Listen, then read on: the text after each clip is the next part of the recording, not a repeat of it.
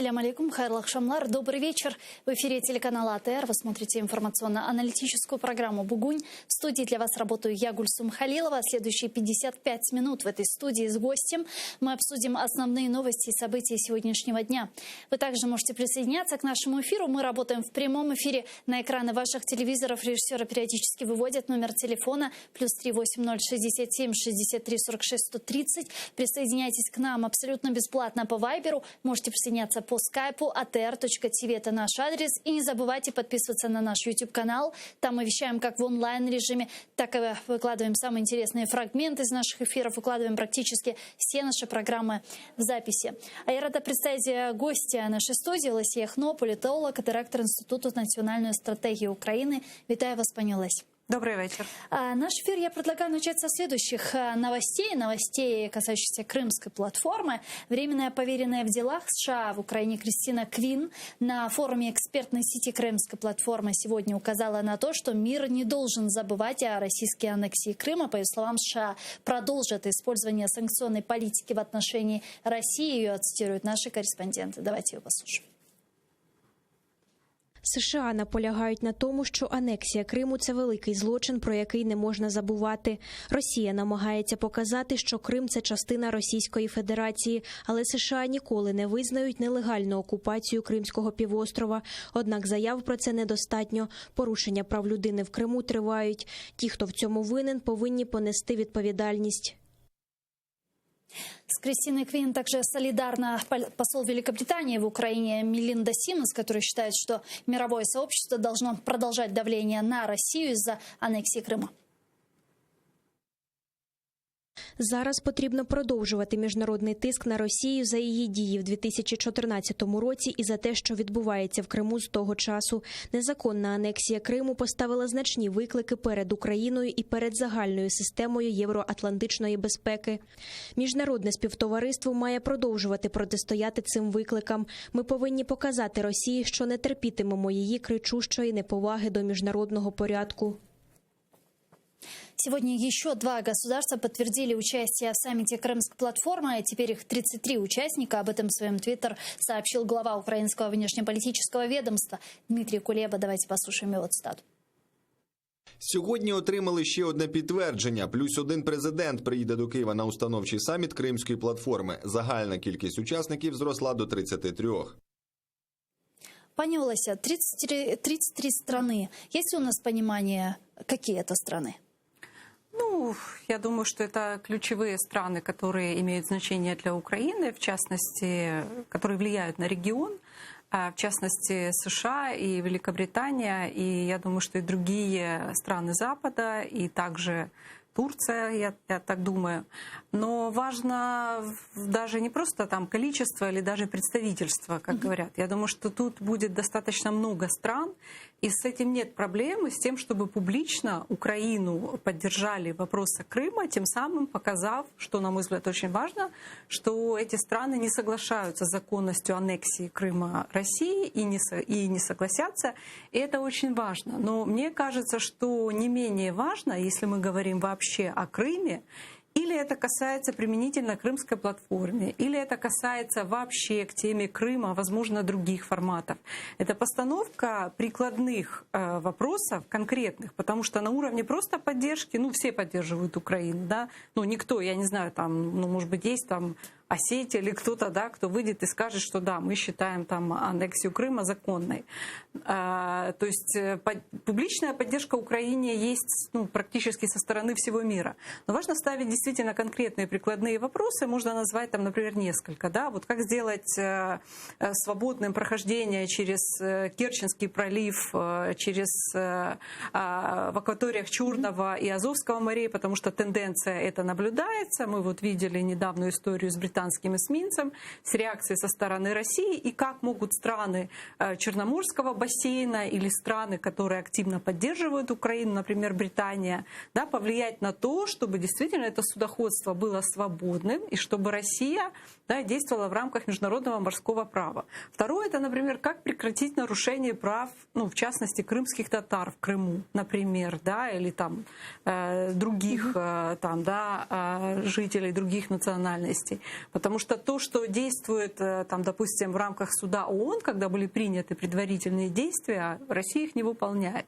Да, так что в этом-то и вопрос. Да. А что тогда, насколько будут эффективны эти выработанные механизмы, если даже мы говорим о правах человека в Крыму, если Россия не выполняет абсолютно никакие международные директивы? Ну, все равно, мне кажется, важно вот ставить именно конкретные вопросы, да, вот как те же страны, например, Крымской платформы могут способствовать, ну, там, если не возврату Крыма, потому что это сложно, да, но хотя бы там выполнению прав, не нарушению прав человека в Крыму. То есть вопросы все равно должны быть конкретные, прикладные, а не просто декларативные. Потому что с декларативной поддержкой Украины нет проблем, и все как бы на словах поддерживают Крым, хотя мы знаем, что есть там, например, отдельные политики в отдельных даже европейских государствах, Франция, например, да, сенатор или там политики, бывшие действующие от которых приезжают в Крым, например, там даже сейчас. То есть есть и такие прецеденты. Ну а сама инициатива, я повторюсь, она важная и нужная, и она правильная в том смысле, что это публично, да, Украина говорит о Крыме, и публично мы получаем поддержку со стороны разных стран. И возвращаясь к вашему вопросу, какие страны будут, ну, ключевые будут страны, да, которые, я имею в виду, влияют на принятие решений, в том числе по санкциям, или позиция которых является, ну, наверное, болезненной, да, для Российской Федерации и ощутимой. Я думаю, что представители этих стран будут, и даже не важно, какого уровня это будет представительство. Пані Олесо, я предлагаю сейчас подключить к нашому ефіру Олександра Краєва, експерта Ради зовнішньої політики «Українська призма». Він зараз з нами на прямому зв'язку. Пане Олександре, вітаємо вас. Салям алейкум. Добрый вечер. Алейкум ассалям. Да. Пане Александре, вы участвуете, насколько я понимаю, в форуме экспертной сети Крымской платформы. Как она проходит? Какие задачи стоят перед собой? Да, прямо сейчас я все еще нахожусь на форуме. Сегодняшний форум – это скорее презентационная наша часть. Мы рассказываем и иностранным коллегам, и будущим нашим украинским коллегам о том, как мы будем работать, с чем мы будем работать и какие наши конечные цели. Сегодня на первой панели у нас также присутствовали посол Великобритании Мелинда Симмонс и шарж-де-фер Соединенных Штатов Кристина Квин. Мы также познакомили наших дипломатических коллег с нашей работой. И потому сегодня, условно говоря, там старт экспертному измерению работы. Пане Александре, тогда я вам адресую эти же вопросы, которые вы озвучили. Как, с чем вы будете работать и какие цели ставите перед собой?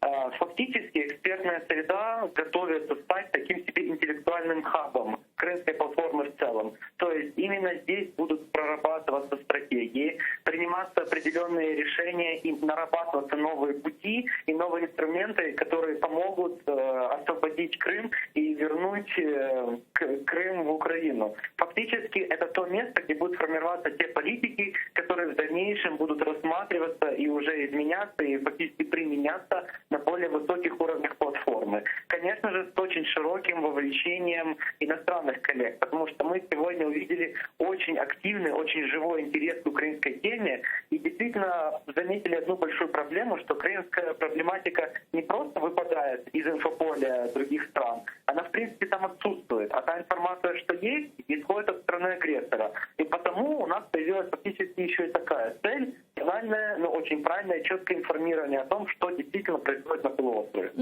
А как много различных организаций принимают участие в форуме экспертной сети? Какие это организации украинские, я имею в виду гражданские, научные, или же есть представители международных организаций экспертов?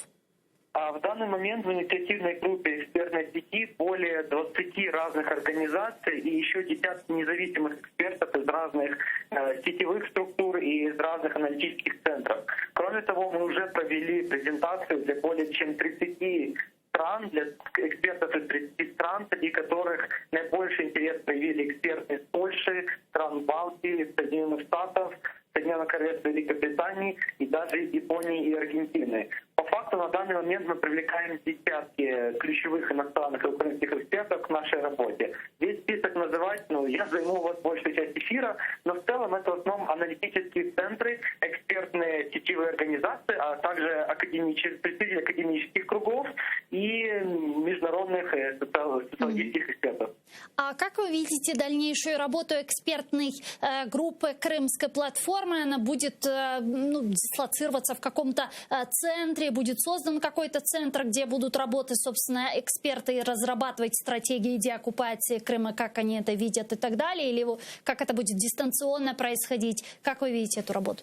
На данный момент у нас еще идут дискуссии, вот прямо в данный момент идут дискуссии по поводу структуры платформы, по поводу ее определенных органов, институций. На данный момент сеть работает и, возможно, продолжит работать в формате горизонтально координируемой, то есть абсолютно равных правах группы и сети экспертов, которые разделены на несколько ключевых рабочих групп. Соответственно, каждая рабочая группа будет взаимодействовать с государством на нужном уровне и в нужных точечных вопросах и ситуациях, и не будет ни от кого зависеть, собственно, будет давать непредвзятое аналитическое мнение и анализ той или иной ситуации и соответствующие решения. Пане Олександре, у вас, как у эксперта, причастного к форуму Крымской платформе, есть ли сегодня понимание и видение, каким мы видим Крым после его возвращения? Это действительно один из главных вопросов, для которого мы, собственно, и сегодня собрали форум, для которого мы работали все месяцы до этого, а многие эксперты, должен заметить, годами работали над этой темой. И это тот вопрос, который мы как раз и хотим решить, потому что фактически вся цель нашей работы, вся цель нашего единения и наших стратегий — это действительно оккупация и освобождение Крыма, а в дальнейшем и остальных временно оккупированных территорий Украины. И на данном моменте мы видим очень много разных мнений, очень много дискуссий, в том числе от наших иностранных коллег. Но я верю в то, что именно в этой дискуссии родится определенная истина, и за эту истину мы возьмемся и будем ее имплементировать. Да, а какое ваше видение, что бы вы предложили другим экспертам?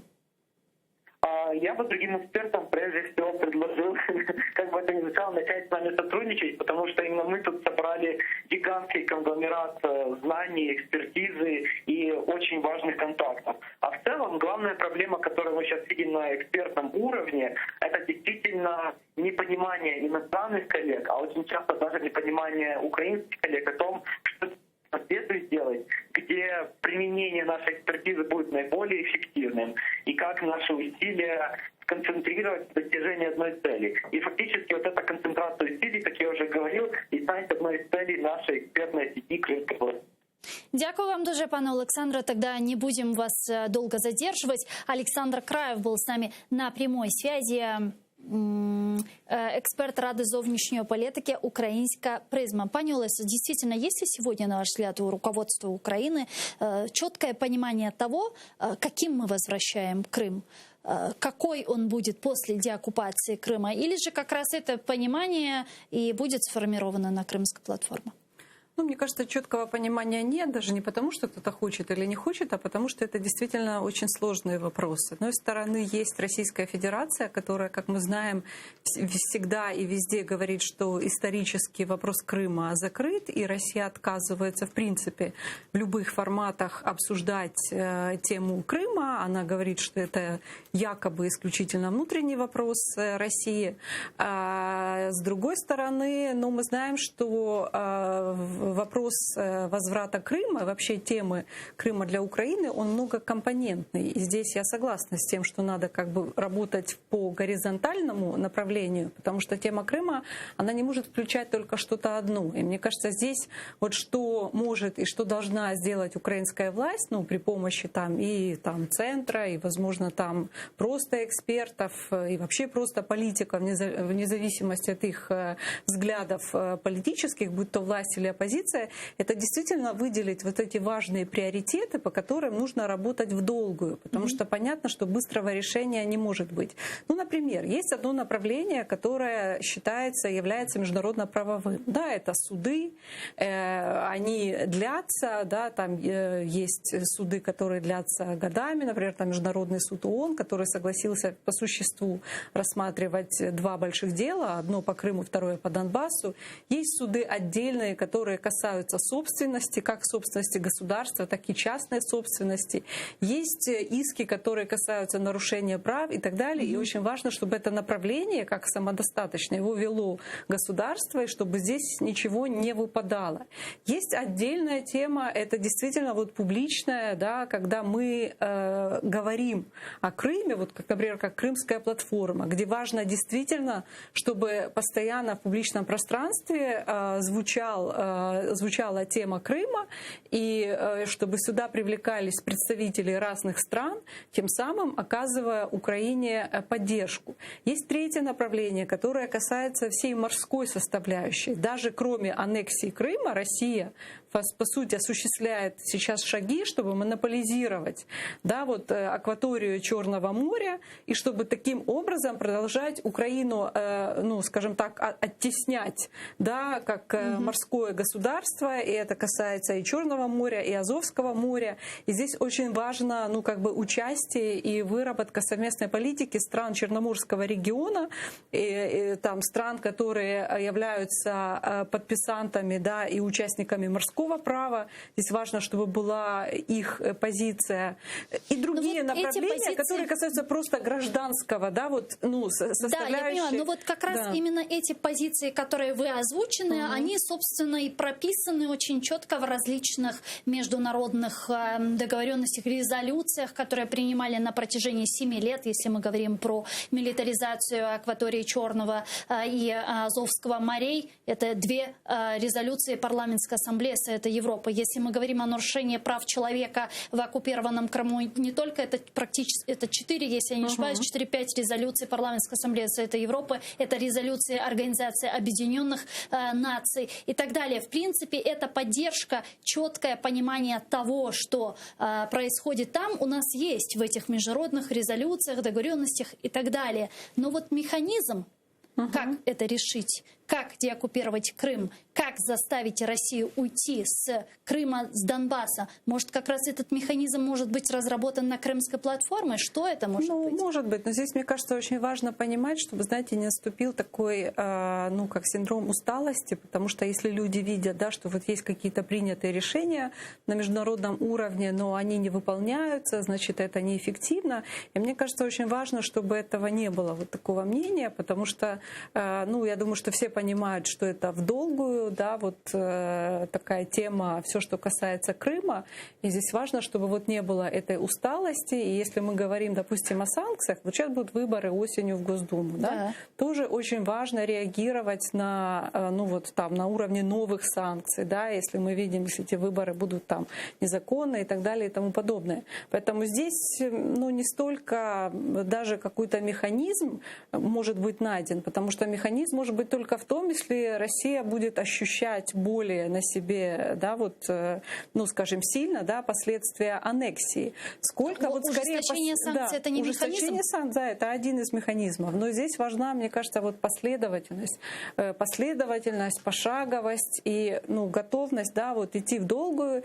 И, конечно, информационная составляющая. Если у нас там по-прежнему, да, вот дискутируется, например, вопрос воды время от времени, мы знаем, что это как бы время от времени возникает, что там про воду Украина должна поставлять воду, но мне кажется, в таких вещах тоже надо все-таки дорабатывать по ряду тем внутри самой Украины, чтобы внутри Украины была абсолютно целостная, абсолютно понятная, недвузначная позиция, которая бы не позволяла, да, даже там закрадываться мысли в России, да, российской власти, что вот здесь можно, если, например, додавить или там дошантажировать, да, то можно там как-то что-то на что-то менять. Но одного такого механизма, ну, какого-то, мне кажется, его не может быть. Здесь важно вот как раз с разных сторон. Да, ну, например, вот есть даже миф, который в России все время говорят, что Крым все время был российским. Хотя это неправда. И вот даже вот этот ответ такой в стиле, как я называю, «Калинка-малинка» министра обороны Шойгу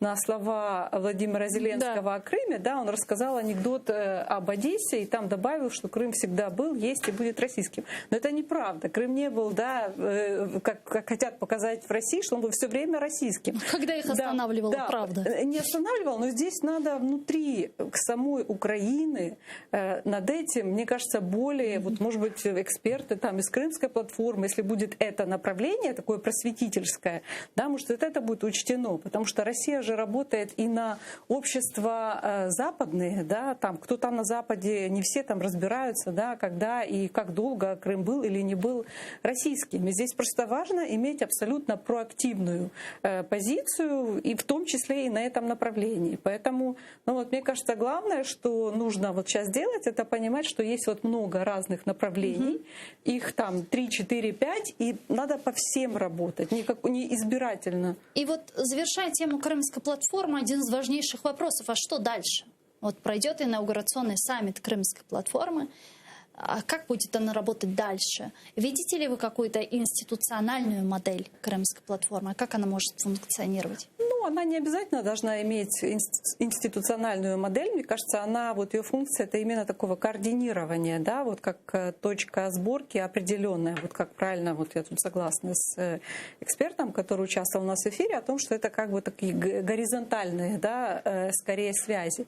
Просто, мне кажется, не надо путать форматы. Вот есть там Крымская платформа, есть форматы там двусторонние, например, важно там отношения Украина-Турция, там Украина-Великобритания, Украина-США. Это не отменяет одно другое. И здесь, кроме вот Крымской платформы, должна проводиться и другая работа. Как я считаю, вот есть две темы на сегодня главные. Это акцент на нарушении прав, независимо даже если Россия не выполняет свои обязательства, акцент на нарушение прав крымских татар в Крыму. И второе — это то, что происходит вот действительно в Черноморском бассейне, потому что здесь Россия, она будет дальше, да, любую, ну, как бы такое попустительство или нейтральную реакцию будет воспринимать как возможность, да, для дальнейшей монополизации, да, и для, ну, вот дальнейшего своего большего присутствия в Черноморском регионе. Это такие, ну, как бы темы, которые есть уже сейчас. И я не знаю, но, может быть, прозвучат какие-то предложения, как нужно, да, вот, работать по этим темам. Может быть, корабли должны все время проходить, не только там британский эсминец, да, с какой-то регулярностью. Может быть, вот еще какие-то предложения. Но и вот важно, поэтому здесь важно участие Турецкой Республики. Ну, безусловно, и не только поэтому, потому что это одна из активных стран в регионе в целом. Пани Олеся, давайте еще обсудим тему оккупированного Донбасса. Президент Украины Владимир Зеленский отреагировал на то, что Россия привлекает жителей оккупированного Донбасса к своим выборам. По словам главы государства, это похоже на рабство. Вибори в Держдуму. Українців з цими паспортами вони саджають в автобуси, примушують голосувати. Це рабство якесь. Але, як показує історія, зазвичай такі кроки історія змиває, як після дощу. Все це пройде. Также президент Украины Зеленский заявил, что на сегодняшний день возвращение Донбасса на 90% зависит от президента России Путина. Сьогодні 90% успіху в питанні повернення Донбасу і деокупації наших територій залежить від однієї людини. І люди на Донбасі повинні це розуміти. Все в більшій частині залежить від президента Російської Федерації. Ми з ним домовилися про КПВВ. Ми побудували, відкрили. Потім ми відкрили всі КПВВ. А з їх боку? Ось у чому проблема. Ну, вот в Госдуме России отреагировали на слова президента Украины Зеленского о том, что жители Донбасса, которые считают себя россиянами, могут ехать в Россию. Говорят, что Украина никогда не войдет ни в ЕС, ни в НАТО, а без России на территории Украины цивилизации не будет. Так, цитату Толстого давайте послушаем. Большая ошибка людям оставаться жить в Украине, если они вот так хотят в Европу. Ну, конечно, я не про то, что кто-то кого-то куда-то выгоняет. Я просто хочу, чтобы всем это было понятно. Украина в нынешнем виде, в оккупированном, в отрезанном от России, не имеет никаких перспектив. Ну, как вы это прокомментируете? Ну, стандартная реакция, собственно, в той же статье Путина, да, которую многие обсуждали, там тоже все выглядит, как будто, знаете, все вокруг плохие, вот все хотят зла. И там Польша, и Литва, и вообще, а только одна Россия, якобы, да, за всю историю вот только и думала, да, как Мне делать интересно, в России что-то people хорошее хавает вот эти вот заявления? Многие верят, конечно, там нон-стоп идет российская пропаганда, многие верят. Но на самом деле, касаясь самого интервью, я считаю, что это первое такое реалистичное интервью о том, что происходит на Донбассе Владимира Зеленского, несмотря на то, что он говорил раньше про то, что там в глазах Путина есть мир, да, там где-то видно, или о том, что вот если прекратить там в головах войну, то война прекратится. Да, сейчас мы вышли на ту позицию, которая, была просто объективна, вне зависимости от фамилии президента, будь то Порошенко или будь то Зеленский, о том, что прекращение войны действительно в большей степени зависит от желания Российской Федерации, которое она не демонстрирует, это желание. И я считаю, что очень правильно, что сказал об этом Зеленский, хоть на него там я уже вижу там истерика, да, на уровне реакции в Российской Федерации, но это очень правильно с точки зрения, прежде всего, вырабатывания позиции внутри страны и того, как это выглядит и на Западе, и в России. Вот просто когда делать вид, что якобы все хорошо, и выдавать желаемое за действительное, а по факту все происходит иначе, то это в каком-то диссонансе выглядит и внутри страны, да, причем между разными, да, людьми, и выглядит в диссонансе вовне, потому что Запад может воспринимать это как слабость, что значит, раз все хорошо, то да, а Россия это воспринимает как возможность давления дальше. Поэтому очень хорошо, что прозвучала эта реалистичная оценка. Почему Зеленскому понадобилось для этого 1,5 года? Здесь человека-пацифиста, который там пытался увидеть мир в глазах Путина, который говорил о том, что какая разница. Что произошло, что через 1,5 года президент Зеленский превратился в такого ястреба, который сейчас делает такие заявления? Пока в ястреба он не превратился, но где-то да. Я думаю, что несколько есть причин, субъективных и объективных. Субъективные причины были связаны с избирательной кампанией, в том, что Зеленский шел на выборах на критике, да, своего предшественника Петра Порошенко, и он показывал, что смотрите, вот тут там война, а мы сможем, да, достичь мира, что якобы это легко, это возможно, и это зависит от персоналии конкретно президента. Как казалось, это не так, потому что сейчас формулировка практически такая же. Порошенко говорил, что ключи от мира находятся в Москве. Зеленский сказал, что решение проблемы Донбасса на 90% зависит от желания Путина. Есть и объективные факторы. Это отсутствие политического опыта, вообще опыта госуправления как такового, и недооценка масштабности самой проблемы и того, что если делать вид, позволять Путину сохранять лицо, например, если просто говорить о мире, да, то и даже если делать какие-то пошаговые уступки, хотя их было очень мало, и это тоже спорно, можно ли это назвать уступками, как в вопросе, например, обмена. Разведения войск. Да, но их было очень мало. И иллюзия, что таким образом можно прийти к миру. А таким образом нельзя прийти к миру, потому что у России есть четкая цель и задача, и она касается не только Донбасса, она касается всей Украины, судя по тем высказываниям. Поэтому и субъективно стремление отличаться, хотя это невозможно, и объективно недооценка проблемы, да, через 2 года стало понятно, что легкого и быстрого варианта и сойтись посередине, как говорил вначале Зеленский, не может быть, потому что вы говорите о разном. Если Зеленский думал, что он будет говорить о мире с Путиным, то Путин тоже будет говорить о мире, то это не так. Знаете, это как разговор глухого с слепым. У России нет задачи говорить о мире, и они ничем не демонстрируют, что они хотят какой-то действительно нормализации и готовности к компромиссам. Хотя Украина, мне кажется, со своей стороны неоднократно показывала, что она готова к компромиссам. И даже в 2015 году, когда были приняты изменения в Конституцию, и был принят закон, но не работающий, да, но Россия никак и ничем не показывала, что она готова вообще хоть к каким-либо компромиссам и к реальному разговору о мире. Поэтому сейчас следующим этапом, после такой реалистичной озвучивания реалистичного отношения к ситуации, у власти должен появиться теперь конкретный план, не абстрактный, как мы слышали, что у нас есть там А, Б, В, С, никто не знает, а реалистичный план для того, чтобы говорить реалистично и с Западом, и для того, чтобы это было понятно России. Ну вот к плану еще вернемся. Я предлагаю подключить к нашому ефіру сейчас народного депутата України 7-8 скликання Андрія Єленко. Він зараз з нами на прямому зв'язку. Пане Андрію, вітаємо вас. Сорвался, я так понимаю, пан Андрей Єленко. Попробуем с ним связаться еще раз. Действительно, про план А, Б, В, С, Г, Д говорили очень много. Если не удастся имплементировать Минские соглашения, имплементировать план А, реализовать Минские соглашения и так далее. Потом появились такие модные слова, треки различные. Потом появились еще более модные кластеры и так далее. Но вот пока что никаких продвижений нет. Так что же будет? Ну, это все была видимость, видимость процесса, хотя по факту мы имеем политически замороженный конфликт, не на военном уровне, а политически, потому что встреча на уровне лидеров Нормандской четверки была в декабре только 2019 года, уже прошло достаточно много времени.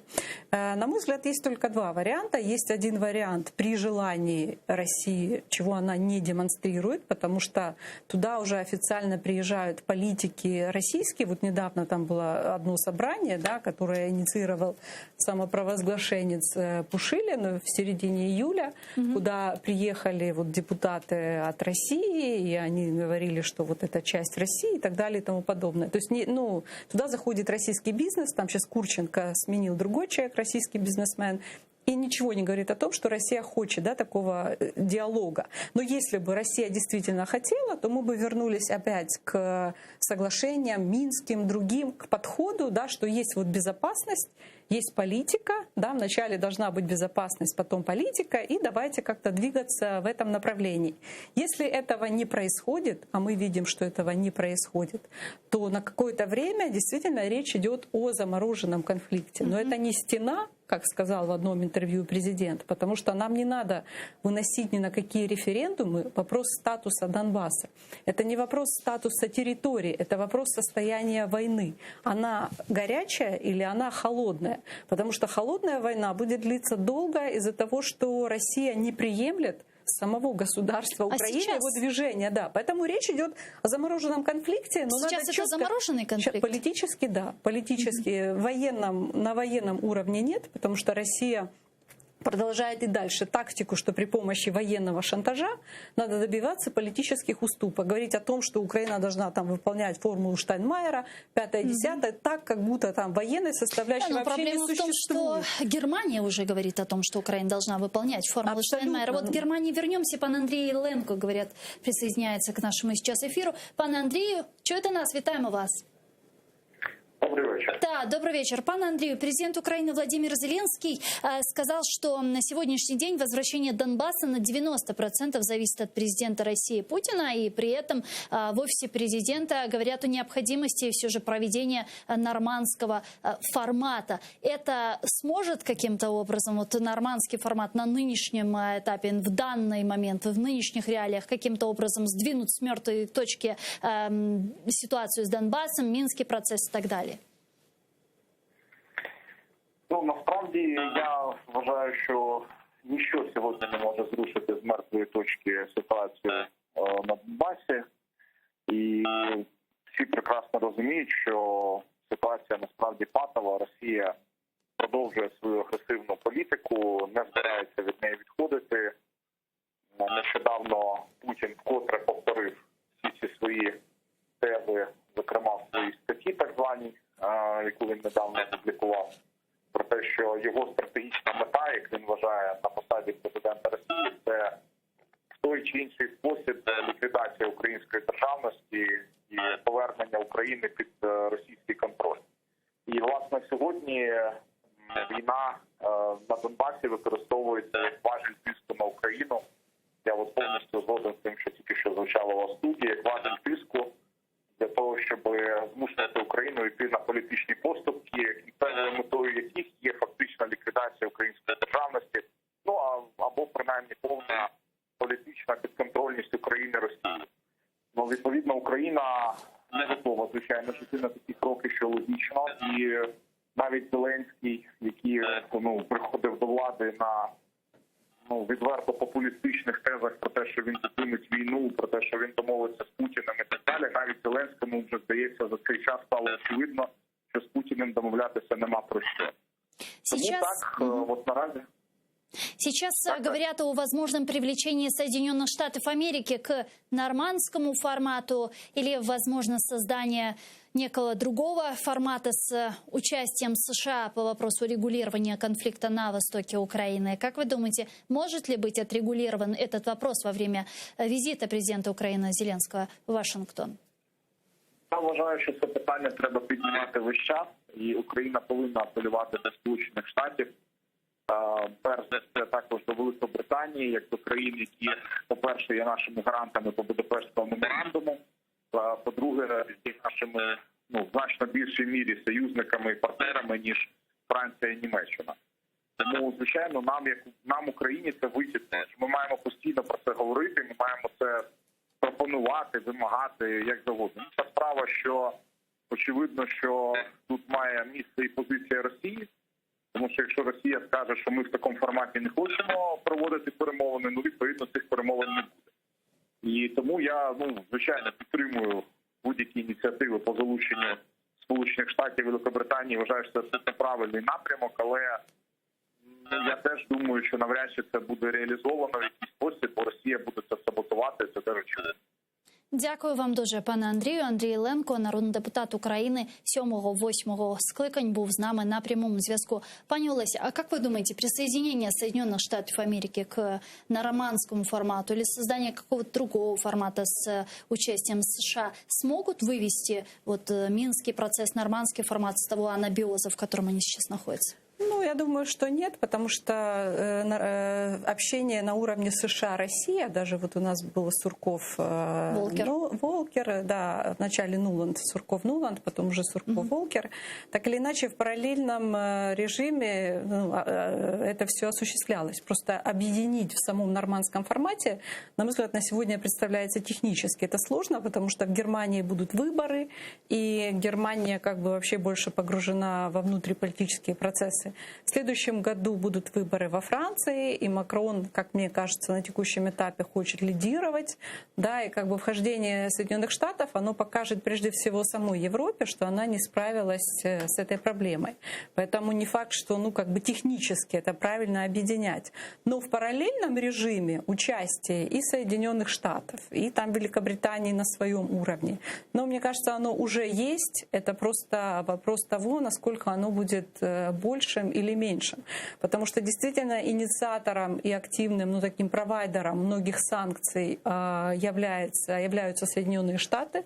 Как я сказала, Великобритания занимает очень такую последовательную позицию в части Черного моря, да, участия. Германия долгие годы Меркель мотивировала, да, принятием санкций, но сейчас, как мы видим, там выборы, и там тоже такая непростая внутриполитическая ситуация. Так поэтому почему же Германия в лице Ангелы Меркель перед уходом, перед пенсией так настаивают на имплементации формулы Штайнмайера? Разве они не понимают, что это противоречит нашим национальным интересам? Я думаю, что понимают. Тогда зачем? Вы знаете, я не склонна все-таки обвинять кого-то, потому что возникает вопрос... Так это не обвинение, это же говорить, что вопрос. Почему, зачем? Да, возникает вопрос тогда, зачем украинская сторона подписала в 2019 году коммюнике в Париже, где вторым пунктом есть пункт о том, что мы обязуемся имплементировать формулу Штайнмайера в украинское законодательство. Хотя в Минских соглашениях нигде нет формулы Штайнмайера, точно так же, как и плана Мореля, или еще-то чего, что обсуждалось за эти годы. Другое дело, что если звучит от Меркель или от кого-то другого о том, что мы должны выполнять эту формулу Штайнмайера, украинская сторона должна отвечать более активно, что в этом коммюнике политическая часть и формула Штайнмайера, подписанная в Париже в 2019 году, это второй пункт. А первый пункт все-таки касается безопасности. И он касается не только прекращения войны и разведения войск, но он касается и разминирования территорий. Он и касается допуска Красного Креста на эти территории и обязательств России этому способствовать. Это уже в пункте 3. Но поскольку не выполняется базовый первый пункт, опять же, которые касаются безопасности и вопросов гуманитарных, извините, если у вас не разминированы оккупирована территория, что же вы хотите переходить к политическому регулированию, выборах и так далее. Поэтому Украина должна об этом говорить, что любые претензии по поводу формулы Штайнмайера, они вторичны, потому что есть первый пункт, который касается безопасности и гуманитарной составляющей, и если Россия его не выполняет, то Украина не будет выполнять никакой политической части, потому что это не что иное, как военный шантаж, и под давлением военного шантажа стремление изменить, да, вообще государственное устройство Украины, так по большому счету. Украина не будет этого делать, потому здесь, ну, мне кажется, мы тоже должны, не боясь, то есть не надо впадать вот в этот тон, что, знаете, там обвинять, да, вот там, и там сдали Украину по Северному потоку, и, то есть не обвиняя, но говоря о том, почему мы что-то делаем или не делаем. А что мы не сделали не так по Северному потоку? Ну, вы знаете, это все-таки большая проблема, и я тут разделяю на две части. Одна часть — это, ну, скажем так, определенная вина всех украинских элит. Тема газа, отношение к газовой политике еще начиная с 90-х, когда это всегда была очень конкурентная сфера, и в 90-х, и даже в начале 2000-х все боролись за то, чтобы кого-то оттеснить и самим зайти, будь то с посредником или без посредника и так далее, вместо того, чтобы думать над тем, как действительно делать это направление, усиливать это направление для государства. И на каком-то этапе, вот, мне кажется, Украина должна была быть проактивной в предложениях своих Европе, не там России. Да? Вот если мы говорим о газовом консорциуме и инвестициях, да, то предлагать это западным компаниям для того, чтобы это было им выгодно. И тогда бы, в принципе, не возник вопрос того, что надо вот искать, да, какие-то альтернативные, это если мы говорим о Европе.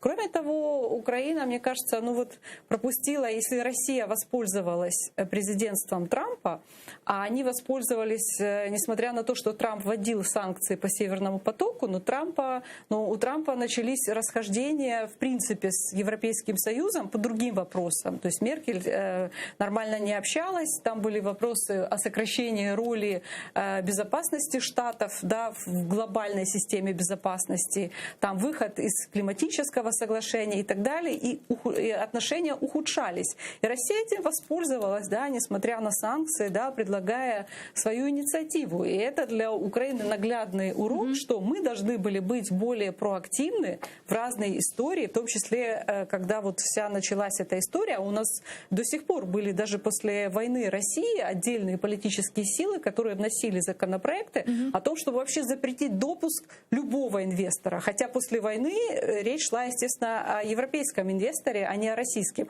Но у нас и даже сейчас есть такие политические силы.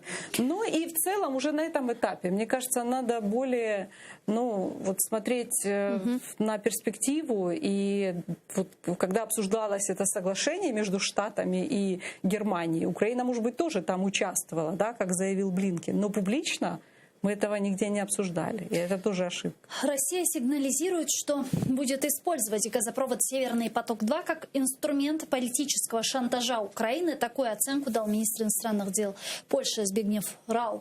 Давайте послушаем его цитату. Росія сигналізує про те, що вона буде використовувати газопровід Nord Stream 2 як інструмент політичного шантажу проти України та Центральної Європи. Зараз з нами на прямому зв'язку Павло Кухта, ВО міністра економіки у 2020-му та керівник з політпитань Київської школи економіки. Пане Павло, вітаємо вас. Есть ли еще у Украины какие-то шансы по Северному потоку-2? Есть ли вероятность того, что на этапе сертификации Северный поток-2 компании могут столкнуться с некими проблемами, и введение в эксплуатацию этого газопровода будет невозможным? Вероятность есть всегда, я думаю, что она небольшая. Скорее всего, его ведут в действие, и он будет работать. Вопрос в том, на каких условиях он будет работать, будут ли даны какие-то рабочие, реальные гарантии, механизмы обеспечения безопасности Украины в условиях его работы.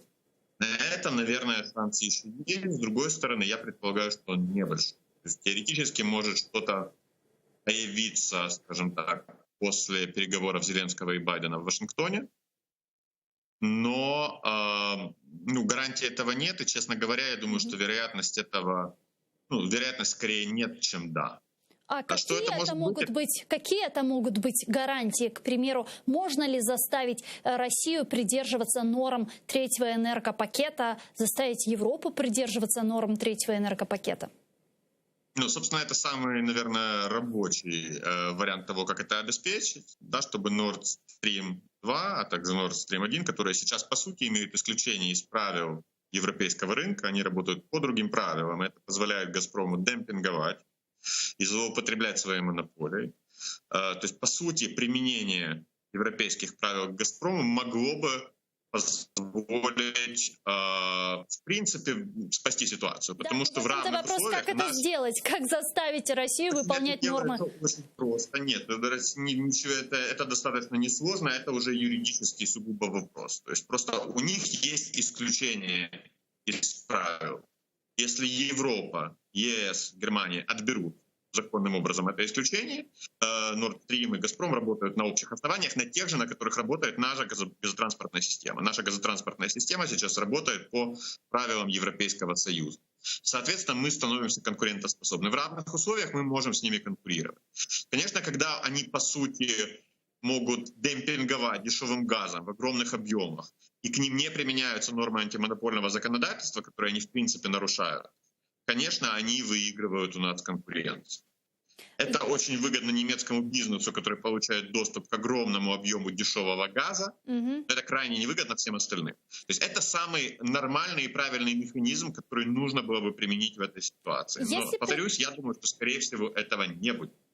Так а что делать потом нам после 2024 года, когда у нас заканчивается контракт с «Газпромом»? Не превратится ли наша газотранспортная система в индустриальную руину? Как мы ее можем переориентировать? Собственно, нам технологически нужно будет готовиться к этому. Нам нужно будет понимать, как обеспечить объем давления в системе. То есть, соответственно, газ, скорее всего, должен будет идти с западной границы в нее в необходимых объемах, плюс наша внутренняя добыча. Это технические вопросы. Это вопрос к энергетикам. Нам нужно будет понимать, как заместить $2 миллиарда доходов, которые мы потеряем. Это финансовый вопрос, он не смертельный. Это не гигантская сумма, хотя большая, но это неприятно. Но самый страшный вопрос, вопрос безопасности, вопрос того, что пропадает рычаг давления на Европу в случае открытого конфликта между Украиной и Россией, пропадает страх, что они замерзнут зимой, они могут просто сидеть и смотреть на русские танки, которые переходят нашу границу, и выражать глубокую обеспокоенность в это время. Этот вопрос мы снять не сможем, потому что действительно этот механизм в виде зависимости их от газовых поставок через нашу территорию есть сейчас, и если Северный поток заработает в нынешнем виде, этот механизм исчезнет. Пане Павло, и еще один вопрос, который я хотела с вами обсудить. 23 августа стало известно, что Украина получит особый транш помощи от МВФ в размере $2,7 миллиарда. Насколько я понимаю, это МВФ выделяет всем странам-участницам такие суммы в зависимости от их доли в организации, и цель ставят они глобальную перед собой, это стабилизация финансовой системы разных стран. Понятно, что пандемия коронавируса очень сильно повлияла на экономику различных стран, но вот все же интересно, что это за транш? Это беспроцентный кредит или подарок? Как нам на это смотреть? Это кредит без тут четких сроков возврата со стоимостью 0,05%. То есть, по сути, бесплатный кредит. Это выгодно, это, в общем-то, подарок судьбы для нас. Этот подарок судьбы позволяет нам беспроблемно пройти пиковые выплаты по внешнему долгу в этом сентябре, без проблем для бюджета. Поэтому проблемы для бюджета, если начнутся, они могут начаться позже, в конце года, когда будут очень большие расходы, просто госбюджет. В конце года они всегда выше, чем обычно. Для решения этой проблемы нужен уже нормальный транш МВФ в рамках обычной программы. Эти $2,7 миллиардов, да, это часть пакета из $150 миллиардов, которые выдаются всем странам-членам МВФ в рамках поддержки глобальной экономики после рецессии во время ковида. Но все же интересно, куда пойдут эти деньги, куда пойдет этот транш? В резервы Национального банка Украины, чтобы закрывать наши существующие долги, или же будут этими деньгами перекрывать дырки в бюджете? Технически эти деньги попадут на счет Нацбанка, но их распорядителем будет Министерство финансов. Скорее всего, большую часть они пустят на бюджетные нужды, в первую очередь выплату по внешним долгам, которая предстоит в сентябре. По внешним долгам там будет выплачено порядка 3 миллиардов долларов. Как вы считаете, это сможет стабилизировать экономическую ситуацию в стране? Это позволит спокойно пройти сентябрь для бюджета, не более того. Дякую вам дуже, пане Павло. Спасибо большое, що знайшли время і підключились к нам в ефір. Павло Кухта, виконуючий обов'язки міністра економіки України в 2020 році, керівник з політпитань Київської школи экономики. Пані Олесь, предположим, возвращаясь к Северному потоку-2, что так или иначе какой-то транзит газа через нашу страну, через нашу ГТС сохраняется. Все же сколько мы теряем? Мы теряем?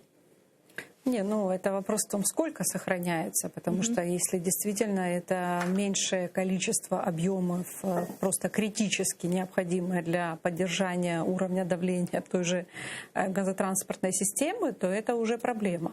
Но вот для меня удивительно, вот только сейчас, ну буквально там неделю назад я прочитала хорошую, правильную статью в издании «Политика» гендиректора как раз украинской газотранспортной системы, да, где он рассказал о том, что цифры, которые были озвучены, между прочим, на брифинге в Европейском парламенте о необходимости модернизации ремонта украинской трубы, они существенно завышены. То есть те, которые были названы, фактически там в 2 раза они были завышены. И вот мне, ну, как бы аргументы правильные, но вот у меня вопрос, почему они только сейчас, да, возникают эти аргументы, почему мы о них не слышали в тех же там западных СМИ, да, гораздо раньше, чтобы это доходило до европейского пользователя, до европейского читателя, таким образом убеждая, что украинское направление транзитное, оно более выгодное, чем российское, потому что оно лишено, ну, хотя бы, да, вот этих возможностей использования России для шантажа, потому что уже сейчас говорят, что Россия прекратила поставки газа, объясняя это тем, что они проводят ремонт там, да, в каких-то газопроводах, тем самым создавая искусственный, да, запрос на газ, который, очевидно, будет дороже зимой, чем если бы его купить запасом сейчас. И вот то, что я читаю там в разных мировых СМИ, о том, что Россия уже это использует как шантаж и давление, чтобы подталкивать как можно быстрому введению в эксплуатацию Северного потока-2. Вот вчера в нашем эфире советский разведчик Юрий Швец допустил, что Россия может даже организовать некую диверсию на ГТС, либо на нашей территории, либо на своей территории, чтобы таким образом не выполнять нормы 3-го энергопакета и качать газ через Северный поток-2 напрямую.